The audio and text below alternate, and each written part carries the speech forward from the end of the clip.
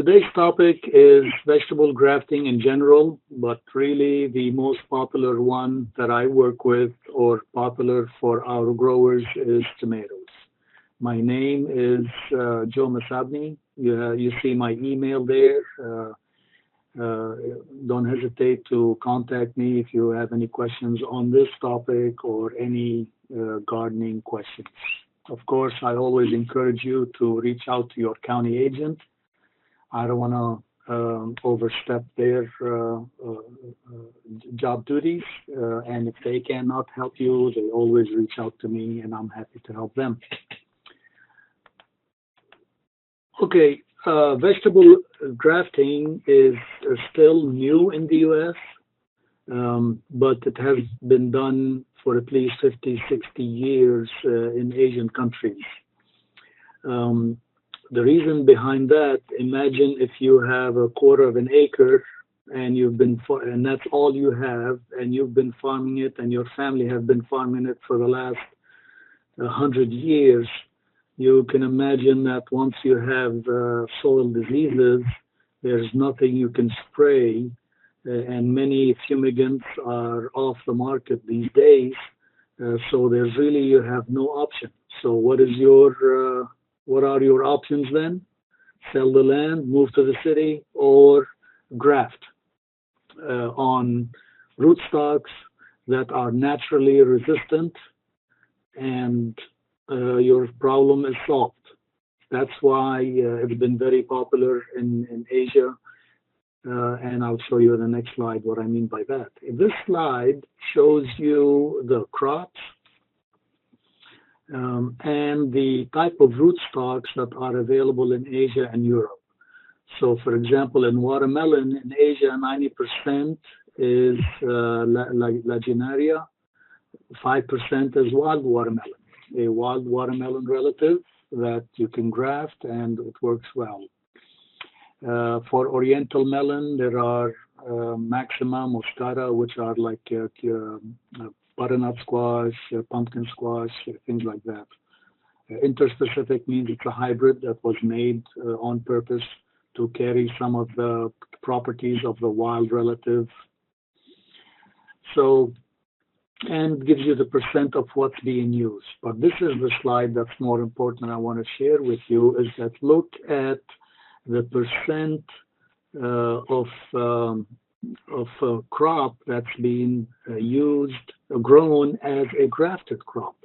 For example, watermelon in China, 50% of the watermelon is grafted. In Korea and Japan, 100% of the crop is grown as a grafted crop, not as a just natural, you grow the seed and you plant it. In Taiwan, 80%, compared to about 50% in Europe for watermelon. Oriental melon, 100% in Korea, they don't grow it in Europe, etc. So you can see it's not just tomato. The common crops that are very popular for grafting is watermelon, melon, cucumber, Oriental melon, tomato, eggplant, crops like that. Grafting history, the bottom of that slide, in Korea they've been grafting 30 to 40 years, Japan 50 to 60 years, Taiwan 15 to 20, similar to what's been in Europe. In the US, I would say 5 years. And I bet you if you try to do statistics and find how many acreage being grafted, it will be very minimal, few and far between. So this is a slide from Korea. You see endless rows of greenhouses, and when you look inside, what I like about the slide, which is not related to grafting, but what I like about the slide is how efficient the land use is. There's probably 6 inches on each end and 1 foot in the middle, and the rest is being grown. So maximize the use of the land that they have. And you can imagine year after year, if you try to grow without grafting, you will not have anything available here. Now, there are different types of grafting, methods of grafting, I should say. One of them is the approach.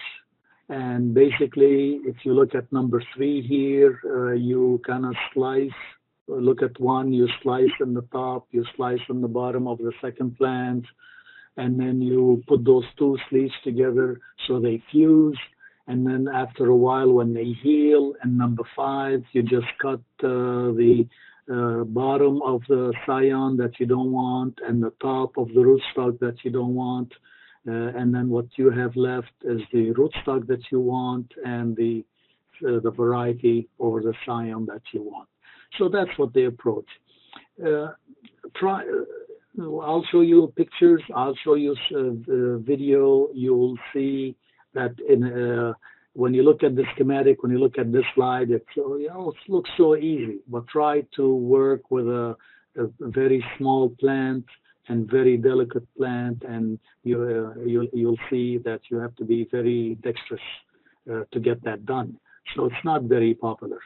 Similarly, the top insertion is also not popular. Basically, you take out the top of the plant that you don't want above the cotyledon, and you insert the rootstock that you don't want, that you want.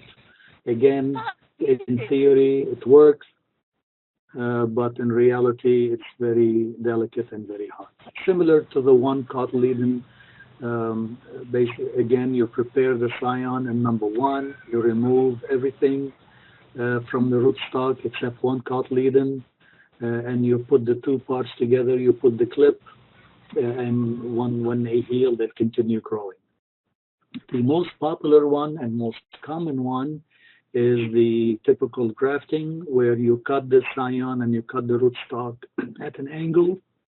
You don't have to cut it at an angle, but cutting it at a slant will increase the surface area to contact between the two parts. And you just put them on each other, and you put the clip to hold them, and they fuse, and the wound heals, and you will be all right.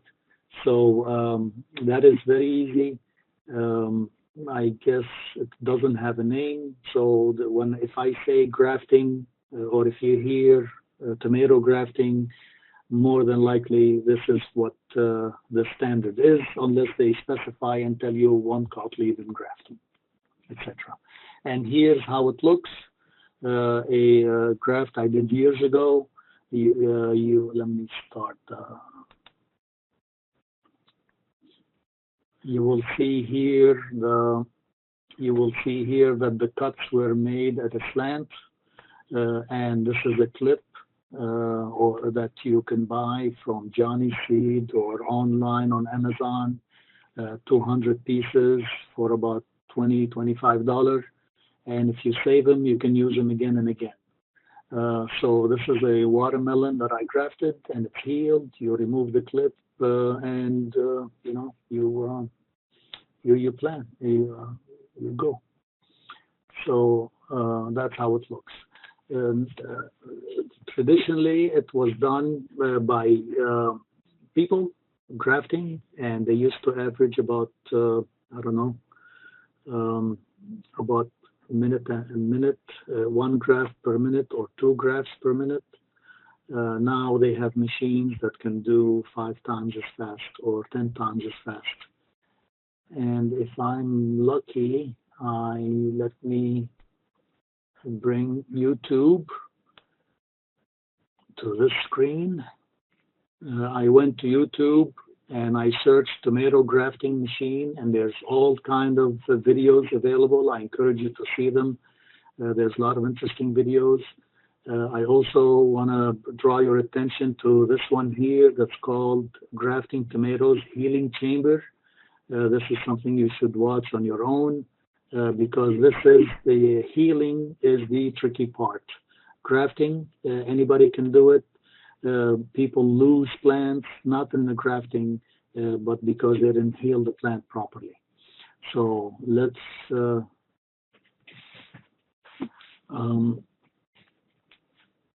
start the video.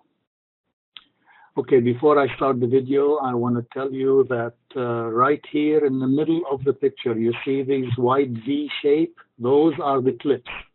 So they are being fed from the top down to the clips.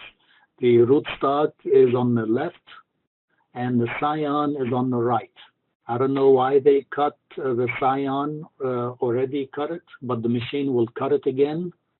And the machine on the left here will cut the root of the rootstock again. Maybe they are at exactly the same point, and the two arms will bring those two parts together. And this those two red clamps that you see in the center, that will hold those two pieces together, and the clip will attach on that, and then it drops to the green area below. So I thought I'll describe to you before I start it. It's only a 40-second video. Okay, give me a second for the connection to reestablish. Oops, give it a second. Here we go. Sorry, like I said, the connection is slow. So you have two people. That one is feeding the rootstock on the left, and the other is feeding the scion on the right. We have very slow internet. Come on.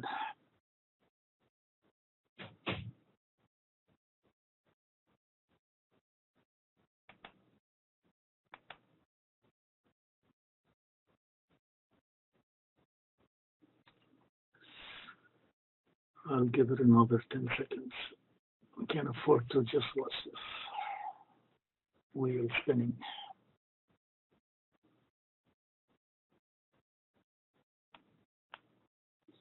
All right, forget it. So go to YouTube and search for tomato grafting machine. You'll see a lot of them. The 42-second video that I wanted to show you is this one called Automated Grafting Tomatoes. There are other videos, other machines that, very, very fun to watch. Okay, I apologize about the slow internet. So you can watch the video. And again, please don't forget, watch this one that's called Grafting Tomatoes Healing Chamber. It's 6 minutes long.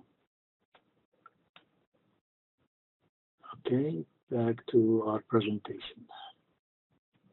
There was a study, I want to give you a brief study that was done on watermelon at 5 locations in the southeast, trying different rootstocks, and they measured all kind of data, yield, size, firmness, defects. So not just yield and quality data, and the results are presented here. It's crowded. Let me explain some of the numbers for you. On the left here is you see the rootstock names. So Shintosa, for example, is a squash. It's a squash plant. It's a squash rootstock that they grafted the watermelon on. Can you graft watermelon on squash? Yes, you can, because they are in the same family. Just like you can squash tomato on eggplant or tomato on potato, because they are the same family. You cannot graft tomato on eggplant, tomato on watermelon or tomato on squash, because they're not, they don't share anything in common. They're not in the same family at all. So the names on the left are your rootstock that they tested. They had 3 yields: early yield, main yield, and then the total yield. And presenting you the fruit number, fruit weight, and the average fruit weight. NS means not significant, meaning, for example, the first column on the left, the fruit number, whether it was 6.75 or 9, those numbers are not statistically different from each other, just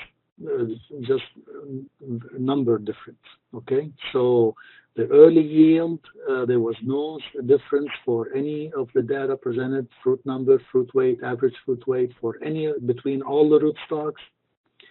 In the main harvest, there were some differences for the fruit weight and average fruit weight, and the letter tells you which was highest. So A at Ojako at 322 pound total yield is significantly higher than, for example, Tri-X 313 at 235 pounds.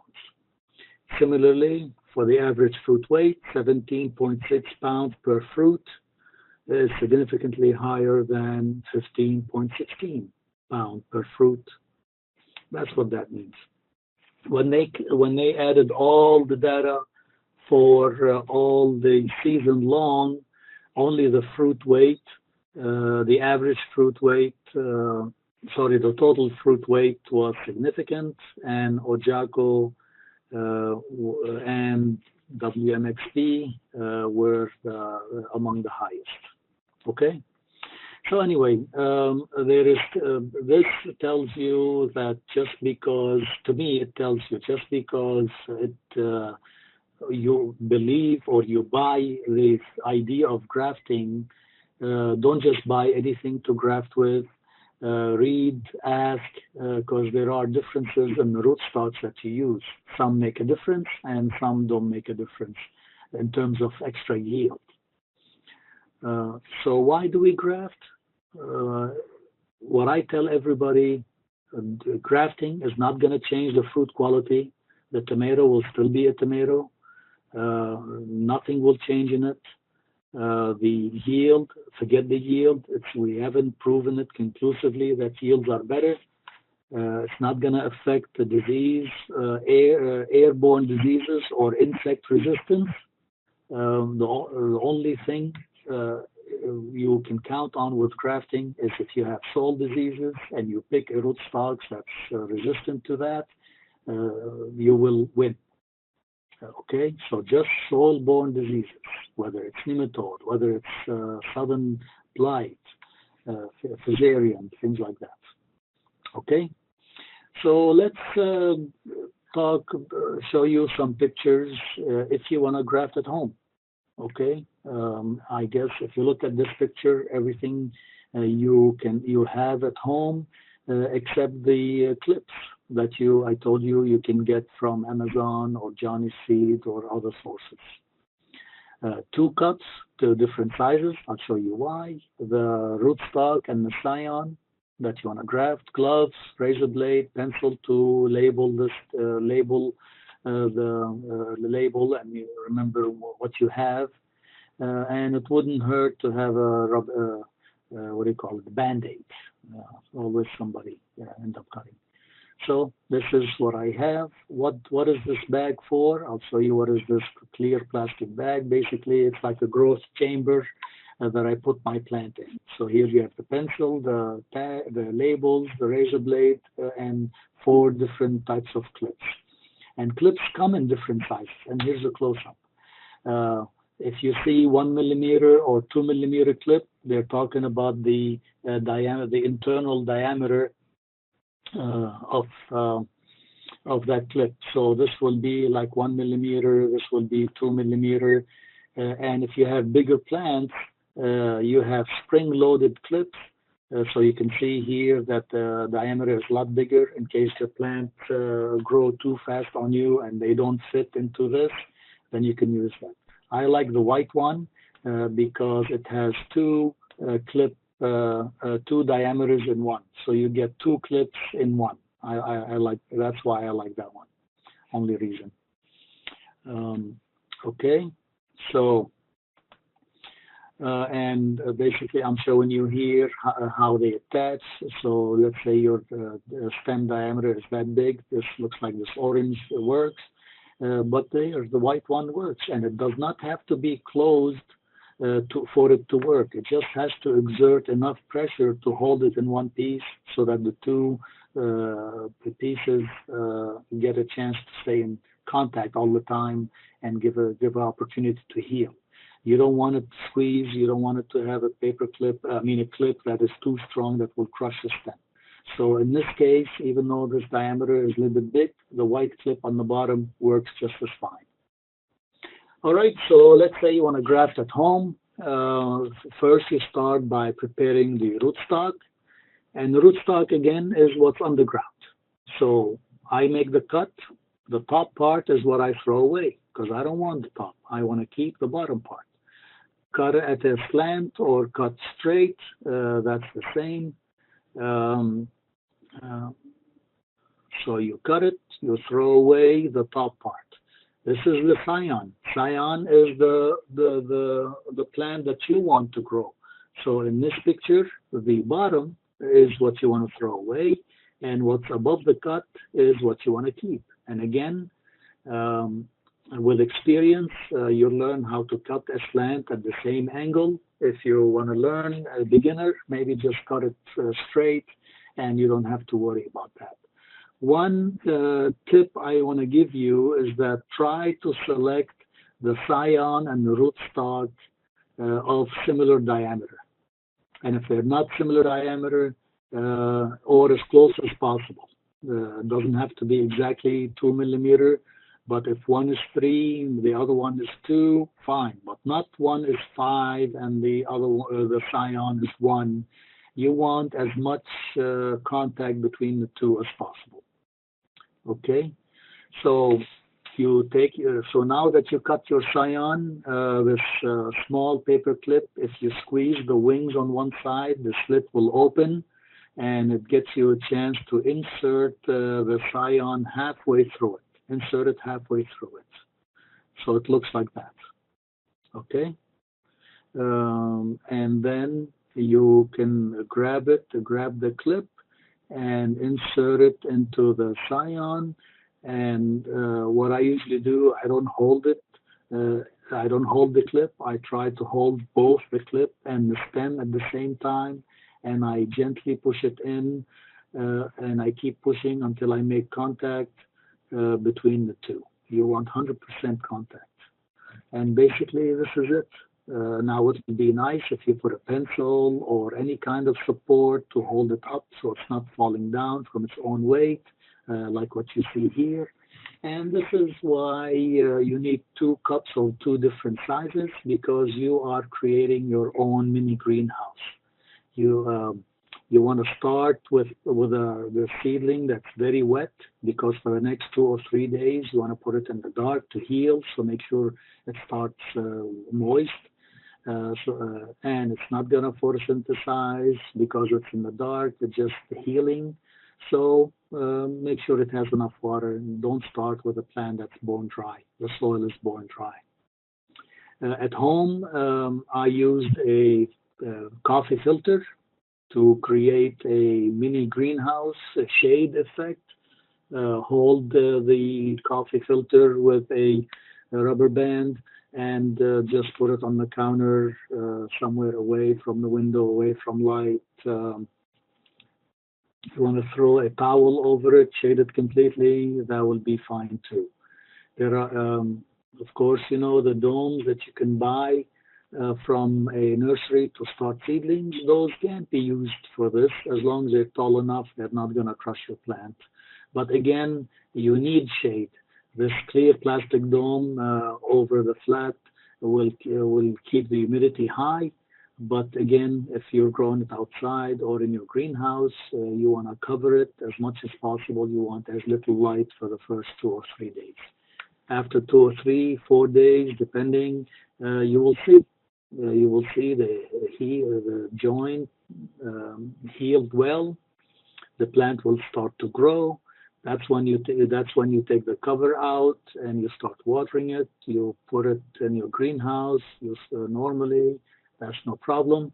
And as the plants continue to grow and the stem gets thicker and thicker, it will push the clip out, like you see here in the small picture on the right.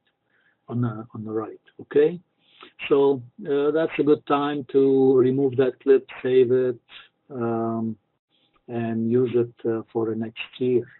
Don't be surprised if you see roots developing on the scion. That again, scion is the top part. This is normal. This is a reaction of the plant to the cut. But when you take it outside the healing chamber, these roots will dry out soon, and now you are ready to transplant into a larger pot, and again to a larger pot or whatever, until you are ready to plant it in the garden. Whatever you do not want to let the union touch the soil. So you can plant it to this depth, you can plant it to this depth, you can plant it to this depth, but you don't want that scion to touch the soil, I mean the union, to touch the soil, otherwise the scion will make roots and you will lose the benefit of the rootstock. Why did you graft? Then the plant has its own roots. And if it's susceptible to the soil disease, it will get sick. Okay? So keep that in mind. So you transplanted here in this picture, we transplanted to the same depth. With tomatoes, you have the advantage of planting it into deeper, as long as that union, like I said, does not touch the ground or stays or close to the ground. And it's ready for the garden.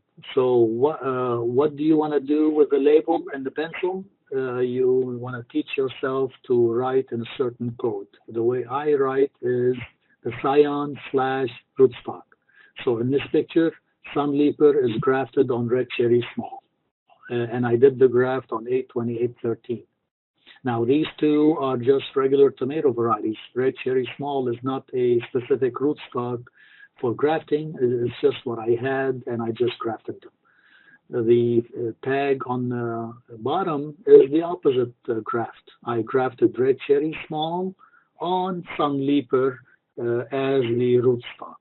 It was a little fun experiment to see if they will perform better or they grow differently. Okay, so here's a little quiz for you. The bottom plant is Sunleaper and red cherry small on top is on top. I want to graft Sunleaper on red cherry small. So this is the Sunleaper and that is my scion. So this is the part I'm keeping. The red cherry small is the rootstock, so this is the part I'm keeping. The other two is trash. Try to work in a certain order. For example, I always put my scion on the right and my rootstock on the left. This way, you want to go get a drink of water, you answer a phone call, you come back, you can still remember which is the scion, which is rootstock if you're interrupted in the middle of a graft, in the middle of work. Okay. And so here are the different steps. And I did a fun experiment with eggplants. Again, these are not specific rootstocks. These are just two eggplant varieties I bought from the store, Black Beauty and Millionaire. And again, I grafted them one on on the other, and then vice versa. And I grafted them, and it was fun exercise. And this is how I used the plastic bag.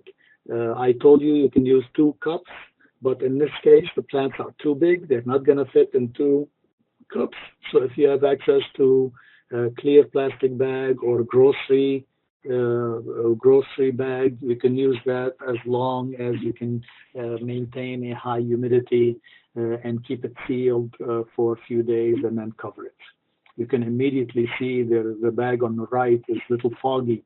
It's already building up humidity, which is what you want. Okay, and this is after a few days after they healed and the plants are growing well.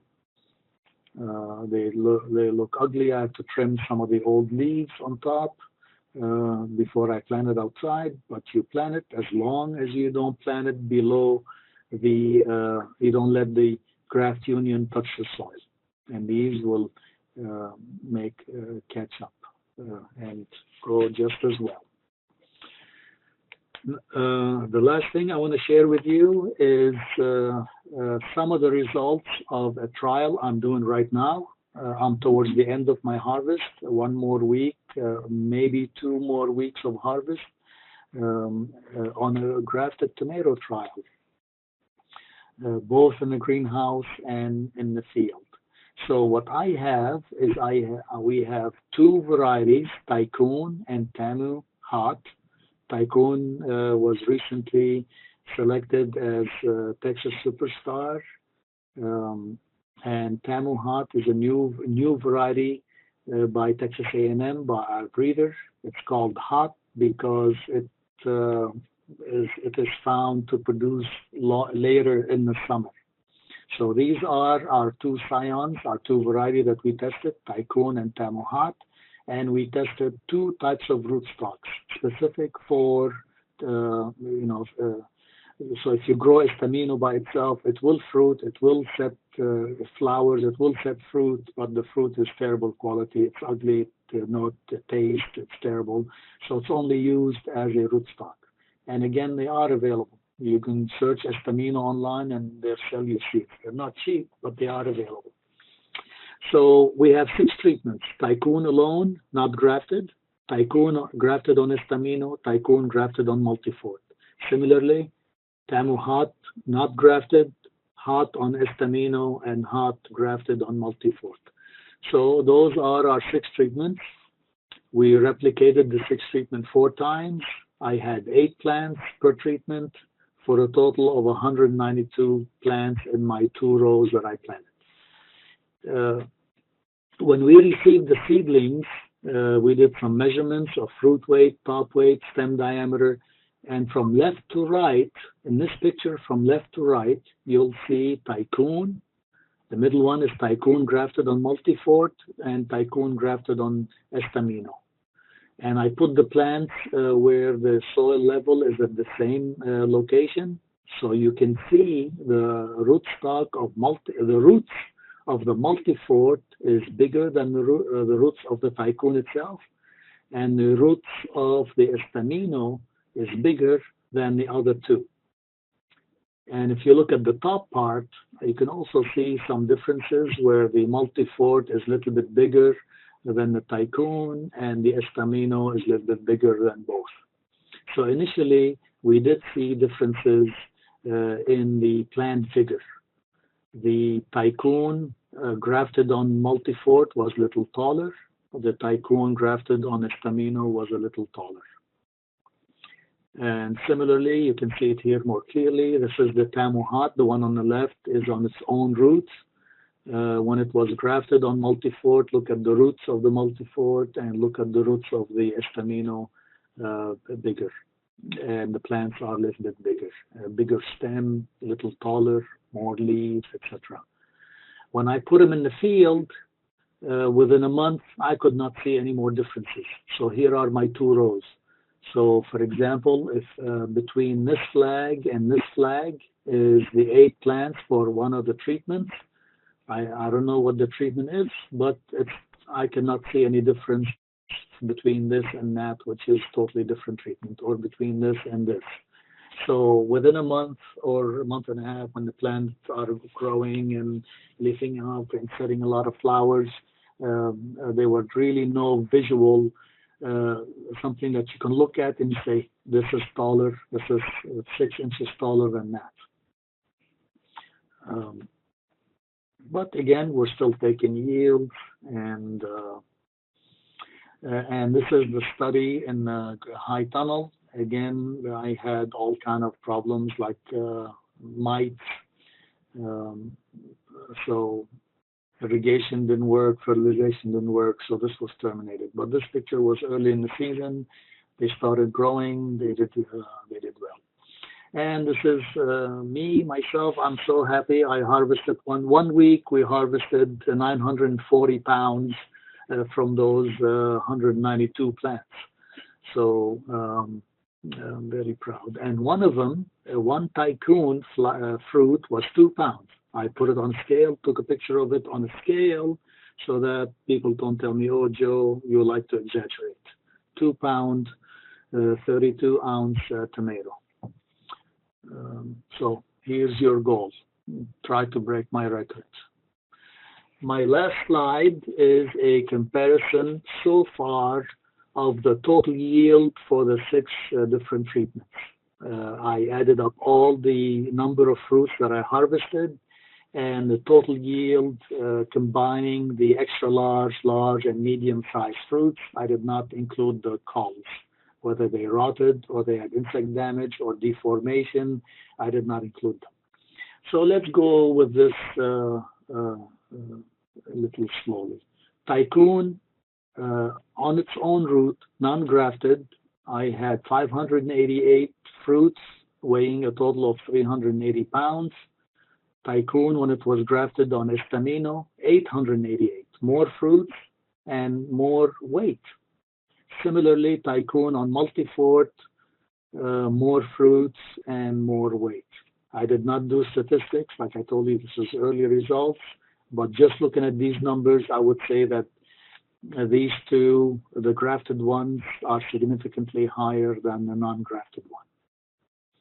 Tamuhat alone, 759 fruits harvested, weighing 390 pounds. So more fruits, but weighing about the same. So I guess the average fruit is a little smaller, weighs a little less. Grafted on Estamino, a jump by about 120 fruits and about 50 pounds.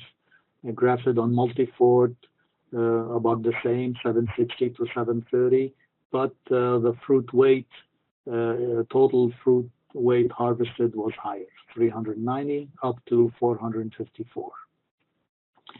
The average yield per plant so far is 14.1. On a side note, I highly encourage you to take yields. Even if you take number of fruits, we can estimate the yield. This way, you can tell me I have 10 pounds per plant. I'll tell you I can double it. Everybody is proud of their garden, is proud of their plant. They think their tomato is the best yielder. But if you can double the yield per plant, you can plant fewer tomato plants and have room to plant other vegetables instead of half the garden for tomatoes giving you 7-8 pounds per plant. So I encourage you, be your own scientist, take some yield information so you can ask around, ask me, and we tell you, hey, you're getting 15, you're getting 20 pounds, you're perfect, don't do anything. You're getting 8 pounds, I can get you 10, I can get you 14, I can get you 20. And with that, the presentation is